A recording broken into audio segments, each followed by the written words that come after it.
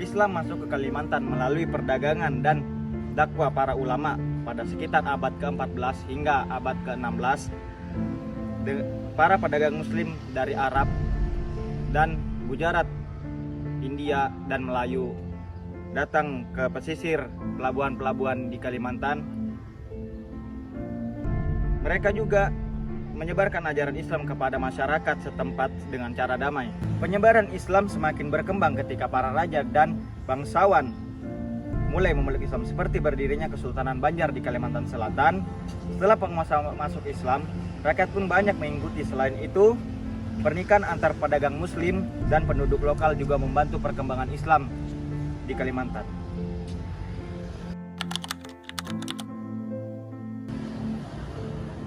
Masuknya Islam ke Kalimantan juga memiliki beberapa tujuan. Yang pertama, seperti Islam itu ingin menyebarkan ajaran agama Islam atau dakwah kepada rakyat setempat. Yang kedua, Islam itu Islam masuk ke Kalimantan melalui jalur ekonomi dengan tujuan untuk mempererat hubungan ekonomi antara pedagang muslim serta masyarakat Kalimantan. Ketiga, penyebaran agama Islam juga bertujuan untuk membentuk kehidupan sosial yang memiliki nilai-nilai agama keislaman seperti jujur, gotong royong, baik hati, dan lain.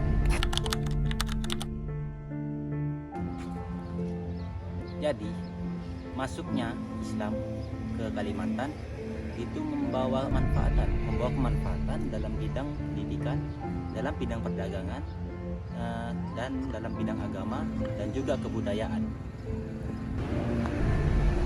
Jadi, Islam mengajarkan kita tentang nilai-nilai kebaikan, tentang nilai-nilai persaudaraan, dan juga tentang nilai-nilai keadilan. Selain itu, berdirinya kerajaan Islam seperti Kesultanan Kutai dan juga Kesultanan Banjar itu membantu perkembangan pemerintahan dan juga perdagangan. Islam juga memengaruhi adat, seni, dan juga pendidikan masyarakat dengan mengadakan pengajian serta penyebaran ilmu agama. Dengan masuknya Islam, maka hubungan antara Kalimantan dengan daerah lain di Nusantara menjadi lebih erat.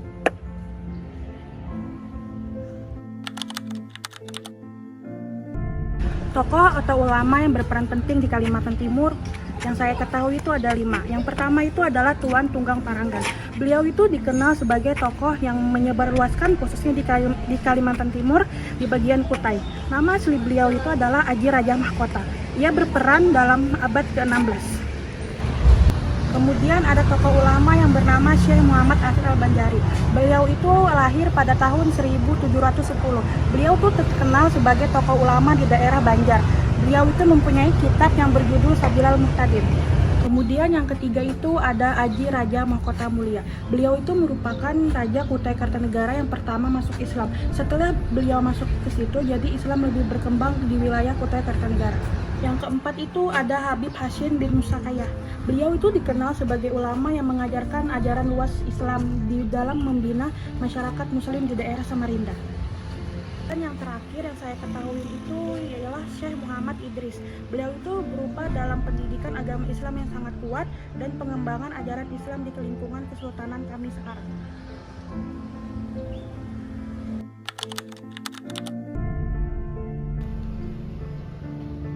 Kerajaan Islam pertama di Kalimantan itu adalah Kerajaan Banda atau yang kita kenal sebagai Kesultanan Banjar. Kerajaan ini awalnya merupakan kerajaan Hindu bernama Negara Daha. Kemudian berubah menjadi kerajaan Islam setelah pengaruh Islam masuk ke wilayah tersebut atau wilayah yang ada di Kalimantan. Proses Islamisasi di Banjar itu tidak hanya terjadi oleh proses para ulama, akan tetapi juga melalui daripada proses politik dan juga proses perdagangan. Jadi, raja yang pertama masuk Islam sekaligus menjadi sultan pertama adalah Sultan Suryansyah, yang sebelumnya bernama Pangeran Samudra. Ia masuk Islam sekitar abad ke-18, sekitar abad ke-16, tepatnya sekitar tahun 1526. Setelah menjalin hubungan dengan Kesultanan Demak yang ada di Pulau Jawa. Setelah masuk Islam, Sultan Suryansyah kemudian menyediakan ajaran Islam ke rakyatnya. Agar apa? Agar semua masyarakat yang ada di Banjar tersebut memahami dan mengerti tentang apa itu Islam, sehingga agama Islam itu berkembang pesat di wilayah Kalimantan dan juga wilayah sekitarnya. Jadi semua yang berada di sekitar Kalimantan, khususnya yang berada di Banjar, itu dikenalkan tentang ajaran-ajaran Islam. Dan sejak saat itu, Kesultanan Banjar itu menjadi kesultanan yang berkembang pesat di Kalimantan. Dan bahkan Kalimantan di sekitar-sekitarnya seperti Kalimantan Timur dan Kalimantan Tengah itu terkena daripada manfaat kedatangan Islam di tempat Banjar tersebut, yang membuat Islam itu tersebar baik di Kalimantan Timur, di Kalimantan Utara, dan bahkan di Kalimantan Tengah, yang membuat Islam memasuki dan berkembang pesat semua berada di Kalimantan. Kesimpulannya, masuknya Islam ke Kalimantan terjadi secara damai melalui jalur perdagangan, perkawinan, dakwah, dan kekuasaan. Para pedagang dan ulama berperan besar dalam memperkenalkan ajaran Islam hingga akhirnya diterima oleh masyarakat, terutama setelah para penguasa seperti Sultan Suryansa memeluk Islam.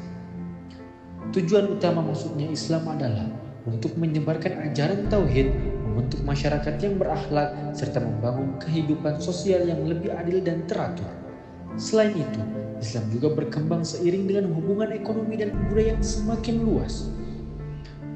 Adapun manfaat yang dirasakan sangat besar, mulai dari perubahan sistem kepercayaan, perkembangannya pendidikan Islam, munculnya budaya Islam, hingga diterapkannya nilai-nilai hukum Islam dalam kehidupan masyarakat dan kerajaan seperti Kesultanan Banjar. Dengan demikian, masuknya Islam ke Kalimantan tidak hanya membawa perubahan dalam bidang agama, tetapi juga memberikan pengaruh luas dalam aspek sosial, budaya, pendidikan, dan pemerintahan yang masih terasa hingga sekarang. One is the loneliest number that you'll ever do.